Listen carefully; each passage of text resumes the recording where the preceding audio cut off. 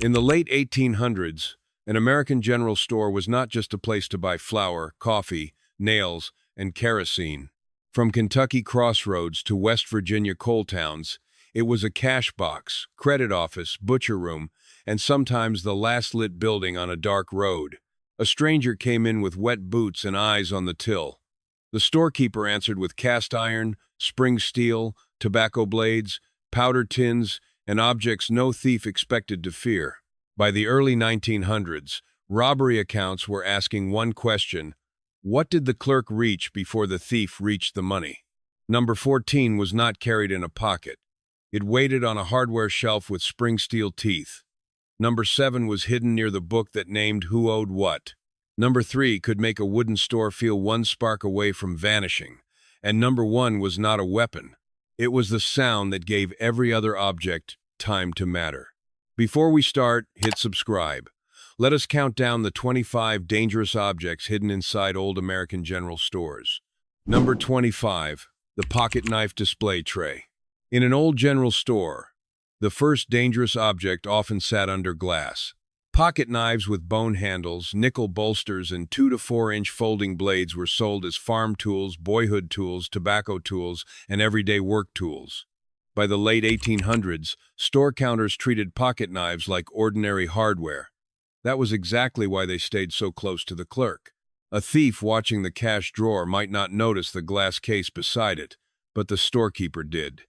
One hand could slide open the tray before the stranger finished leaning over the counter. It could turn merchandise into reach before the sheriff crossed the street. The danger was not that the knives were hidden, the danger was that they were for sale. Number 24, the flour sack sand club. This one looked like poverty.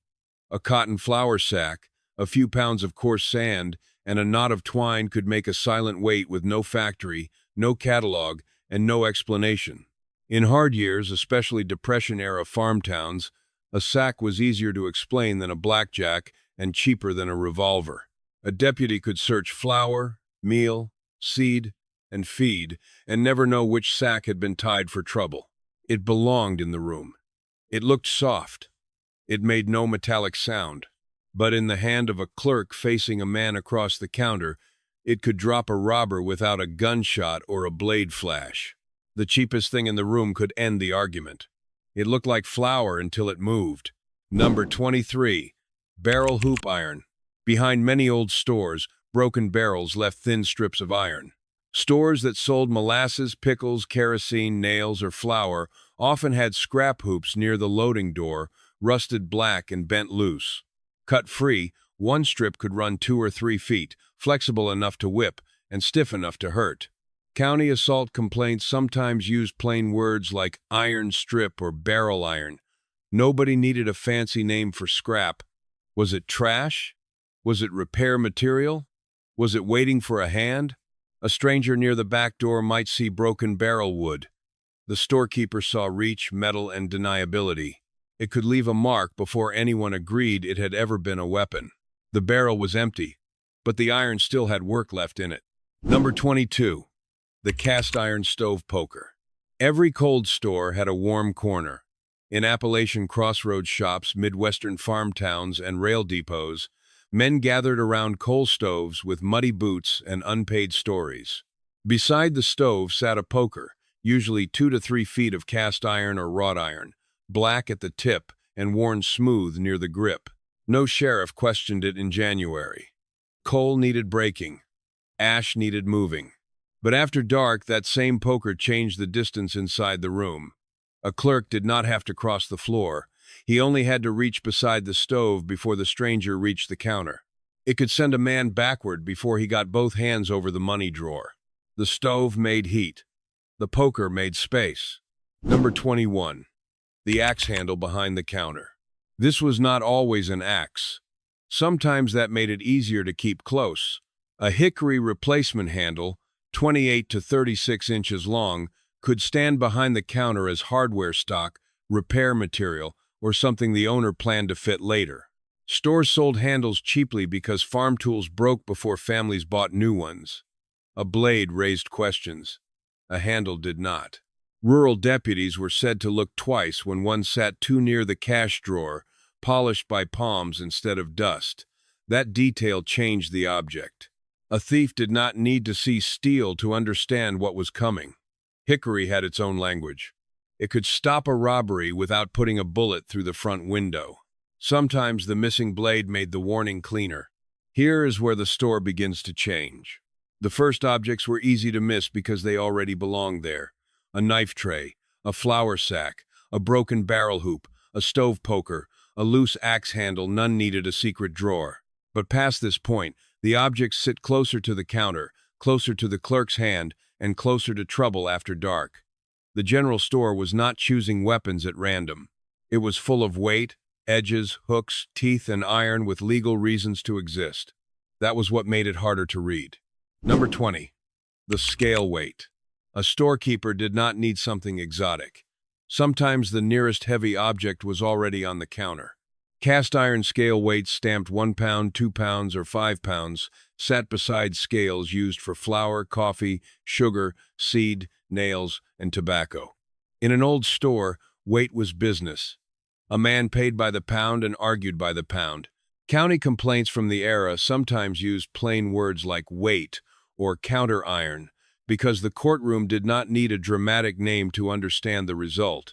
It looked like accounting until the room changed. A thief, leaning over the till, might never notice it until the clerk's fingers closed around the handle. The same iron that weighed coffee could weigh a man's luck. Number 19. The iron receipt spike. This one disappeared in plain sight. A receipt spike was usually 4 to 8 inches of iron or steel fixed to a counter base, used for credit slips, order notes, delivery papers, and scraps of store business. Paper went down on it all day. That made it invisible. Before filing cabinets reached many rural shops, the counter had its own order: paper, nail, point, stack. A stranger saw bookkeeping. A clerk saw the one sharp object that never moved. Storefront injury stories from the early 20th century sometimes turned on objects no one had counted before the fight began. A hand came over the counter. A body leaned too far. It could punish the first hand that crossed the line. The paper spike was harmless until the counter became a border. Number 18. The tobacco cutter. In tobacco country, a cutter had every right to sit where people could see it. Across Virginia, Kentucky, and North Carolina, plugged tobacco was trade, habit, credit, and cash. A store that sold it needed a lever cutter, a broad chopping edge, an iron frame, and a wooden base scarred by years of brown leaf. Nobody called that suspicious. A tobacco cutter explained itself before a deputy asked. It belonged beside the plug, the scale, the counter, and the ledger. But after closing, the same blade carried a different message. Old stories from Blue Ridge stores remembered tools like this because they did not need to be carried. They only needed to wait. It could make a man stop reaching before he touched the cash drawer. The tobacco cutter had a job in daylight and a warning after dark. Number 17. The straight razor from the display case. A straight razor looked personal, almost civilized. Carbon steel blade, bone, horn, or celluloid handle. A folding edge sold for shaving, travel, barbers, and men who wanted a clean face before Sunday. In small stores, razors sat behind glass with combs, soap, scissors, and cheap mirrors. That was the cover. By the late 19th century, razors were ordinary enough to sell openly, but sharp enough that local courts treated them differently when they came out during an argument. Newspaper accounts could call them common, and still describe wounds that made the words sound false. A clerk did not need one in his coat. He only needed to know which drawer held the case key. It could turn a quiet argument into blood before the store bell stopped shaking. In glass, it was grooming. In a fist, it was intent. Number 16. The ice tongs. Before electric refrigeration, block ice was business. Stores, ice houses, meat rooms, and delivery wagons used iron tongs with hinged handles and pointed teeth, often 18 to 24 inches long. They were built to bite into ice and hold weight bare hands could not manage. That shape made men remember them. In summer, a store might smell of sawdust, damp wood, melting ice, and cut meat from the back room. The tongs hung nearby because work demanded them.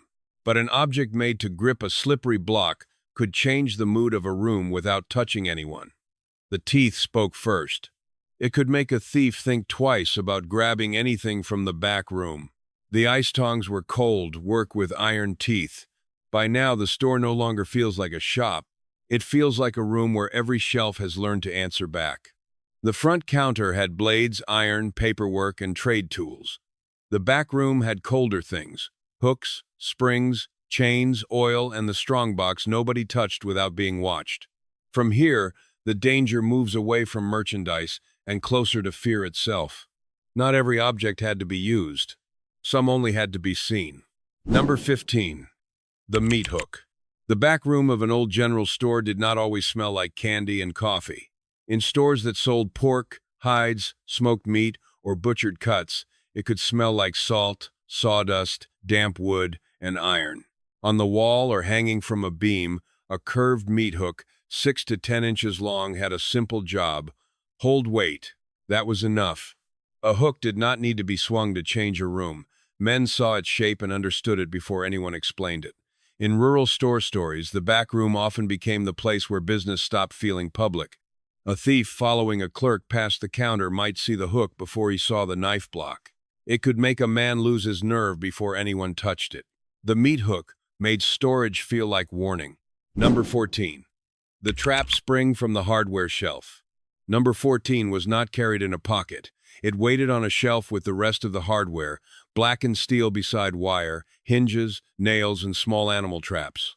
A trap spring was built for stored force. Farmers bought traps for foxes, rats, raccoons, stray dogs, and anything that kept finding its way into feed or chickens. That gave it a clean excuse.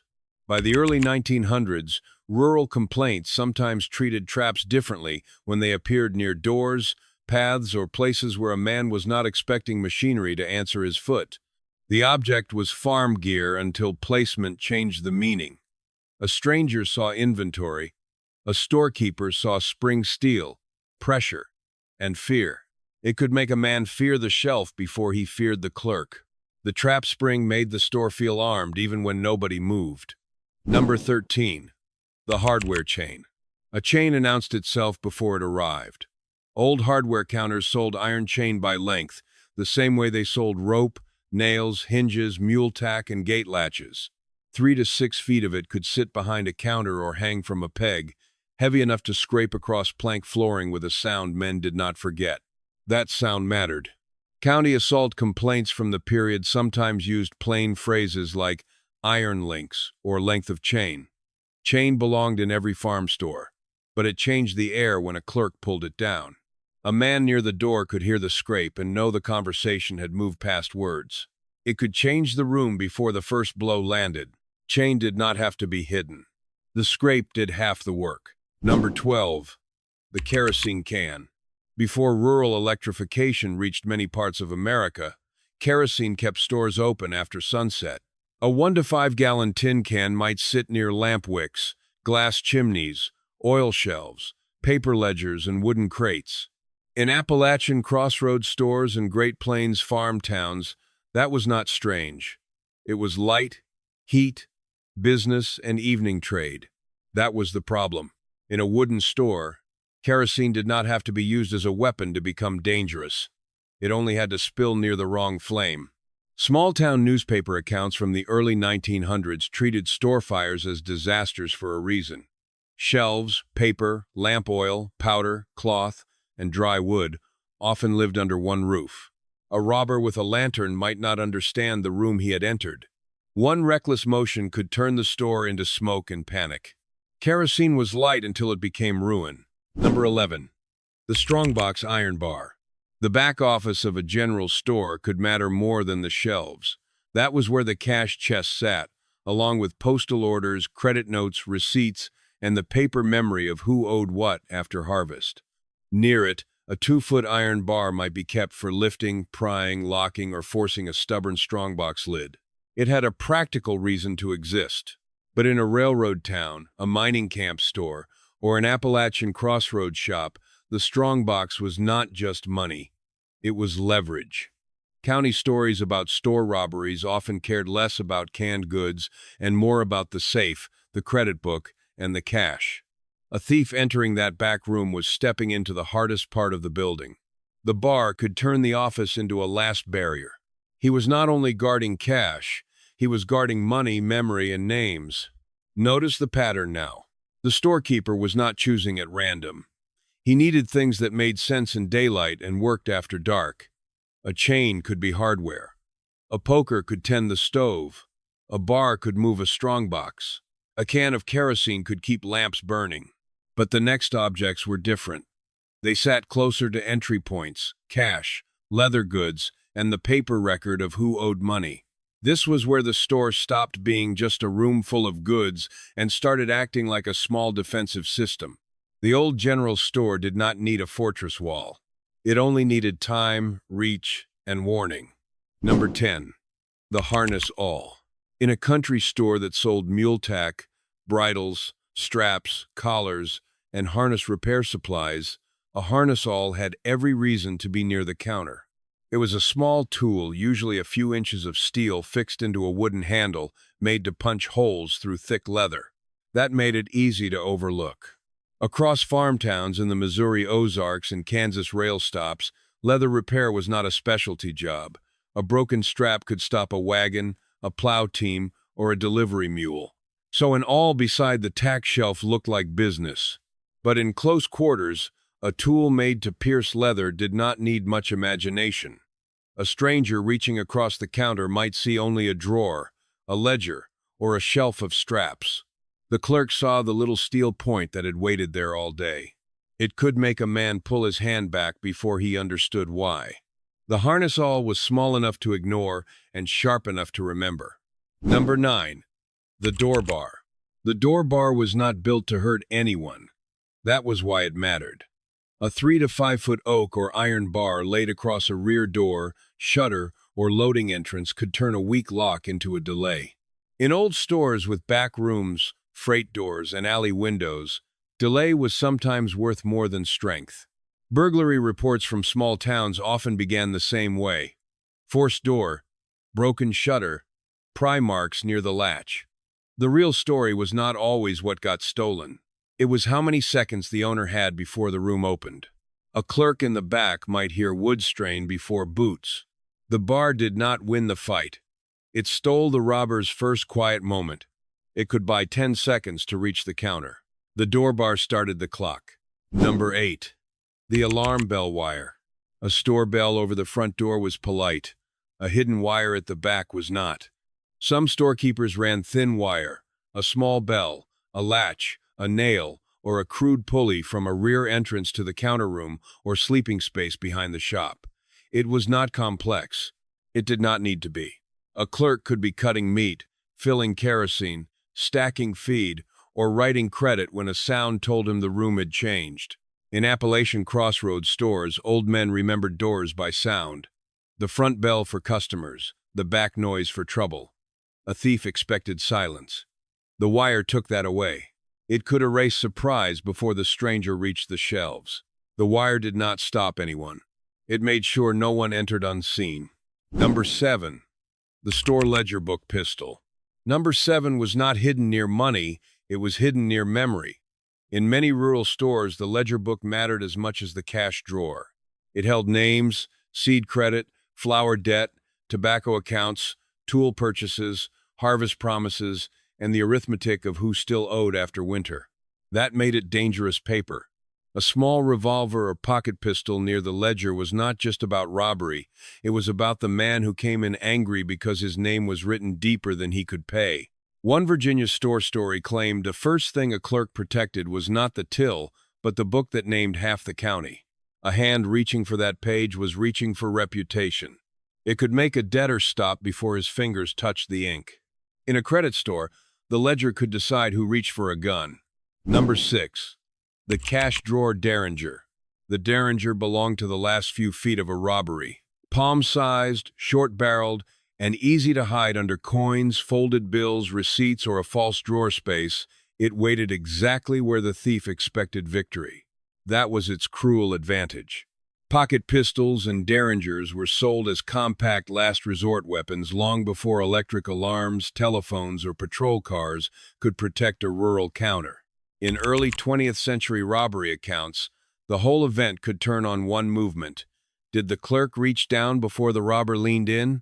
A cash drawer made a thief look at money. It made him believe the counter had already surrendered. That was when the drawer answered. It could end the robbery at the exact place the robber thought he had won. Sometimes the drawer held the last word. From here on, the store crosses a line. The earlier objects worked because they were near the hand. A chain, a bar, a drawer pistol, a warning wire, a ledger no angry man should touch. But the final 5 were heavier than that.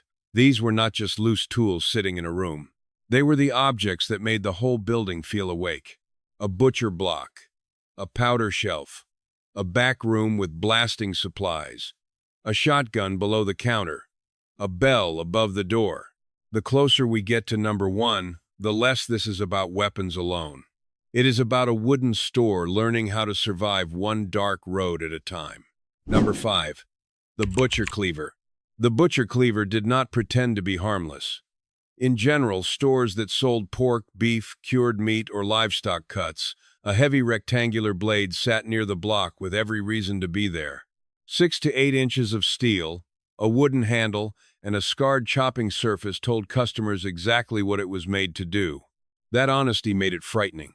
A pocket knife could be explained away. A receipt spike could be ignored. But a cleaver on a meat counter needed no interpretation. In market rooms and small-town stores, old accounts remembered cleavers because the shape did the talking before the clerk did. Picture a man stepping behind the counter after closing, thinking the cash drawer is close. Then he sees the block, the blade, and the clerk's hand moving toward it. It could make a robber step back before it ever left the wood. Number 5 was not scary because it was secret. It was scary because it told the truth. Number 4, the powder canister. Gunpowder belonged in many old stores for the same reason. Nails, rope, and kerosene did. People needed it. Rural customers hunted, protected livestock, loaded old firearms, bought cartridges, and asked for shooting supplies from the same counter where they bought coffee and seed. A metal powder tin on a shelf did not look like an emergency. It looked like inventory. But in a wooden store, inventory could become risk. Powder sat near paper labels, dry crates, oil lamps, cotton cloth, and sometimes kerosene cans. In West Virginia, coal towns and isolated mountain stores, small-town fire accounts treated places like this carefully because one building could hold fuel, flame, ammunition, paper, and panic under the same roof. A clerk did not have to threaten anyone with powder. Its presence changed the room by itself. One careless spark could make every man suddenly understand how much danger had been stored beside ordinary goods. It could make every flame in the store feel guilty. Powder turned a shop into a warning. Number 3, the dynamite crate. In mining towns, railroad cuts, and farm country where stumps had to be blown out of hard ground, dynamite was not fantasy, it was work. A wooden crate of blasting supplies might belong to a back room, a locked shelf, or a storekeeper who supplied miners, road crews, quarrymen, and farmers who needed more force than a shovel could give. That practical purpose made it worse. Men did not lower their voices around dynamite because it was mysterious. They lowered them because everyone understood the result. In Pennsylvania, mining towns, and West Virginia coal country, the back room of a store could become the place nobody entered carelessly, especially if powder, caps, fuse, and lamp flame all lived too close together. A thief looking for cash might stop at the wrong doorway and suddenly realize the money was not the most dangerous thing inside. It could make the whole building feel one spark away from disappearing. Number 3 did not need to be touched. Everyone only needed to know where it was. Number 2, the counter shotgun. Every thief in an old store feared the space below the counter for one reason. He could not see it. A shotgun kept low, behind boards, under the cash shelf, or near the clerk's knee did not need fancy engraving or frontier romance. It needed to be close, loaded, and familiar. Shotguns were common in rural America because they fed families, protected livestock, guarded roads, and made sense indoors when distance was short. That practicality made the under-counter gun believable. A storekeeper did not need something rare. He needed something certain. Early 20th century robbery accounts often turned on one motion. whether the man behind the counter reached down before the robber leaned in. The counter made the robber confident. It gave him a line to cross, a drawer to demand, and a place to point his eyes. That was when the floorboards below the counter mattered. It could stop a robbery before the thief finished crossing the room. The counter shotgun was not hidden for mystery. It was hidden for timing. Number 1. The store bell over the door. Number 1 was not the object that hurt a man. It was the sound that gave every other object time to matter. A brass or iron bell above the front door was one of the most ordinary things in an American general store. It rang when a farmer came for nails, when a widow came for flour, when a boy came for penny candy, and when a stranger stepped in from a dark road with mud on his boots. That ring was not decoration. A clerk might be in the back cutting meat, weighing seed, filling kerosene, checking the ledger, or stacking feed sacks. The bell told him the room had changed. Old storekeepers were said to know regular customers by footstep and strangers by the pause after the ring. A thief wanted silence. The bell stole it. It could take away the one thing every robber needed most: surprise. That is why the most dangerous object in the store was not always under the counter. Sometimes it was above the door, waking up everything below it. That was the old American general store. Not just flour, coffee, nails, tobacco, meat, kerosene, and penny candy. Not just a warm stove, a cash drawer, a ledger book, and a bell above the door. It was a small wooden world where every object had a reason to exist and another reason to be feared. By daylight, the store sold ordinary things. After dark, those same things changed meaning.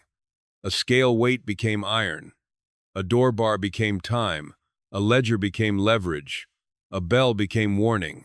And a shotgun beneath the counter became the answer no thief wanted to hear. They did not look armed. They looked normal. And in old America, normal was sometimes the best disguise of all.